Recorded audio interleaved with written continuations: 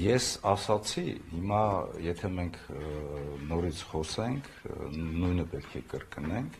ես գտնում եմ, որ հենց իրենք անլուրջ են, որովհետև իրենք հասկանում են, որ impeachment իրականացնելու, այսինքն վարչապետ Նիկոլ Փաշինյանին անվստահություն ներկայացնելու գործընթացը հիմքեր պետք է ունենա։ Այդ հիմքերը այսօր առկա չեն, այդ հիմքերը եթե առկա չեն, դա նշանակում է նախորդ գնալ ձախողման եւ կարծում եմ այդ քայլերը հենց այն քայլերն են, որ հենց իրեն Նիկոլ Փաշինյանին են պետք։ Իսկ անհանգստացնում է, որ դիմության դաշտում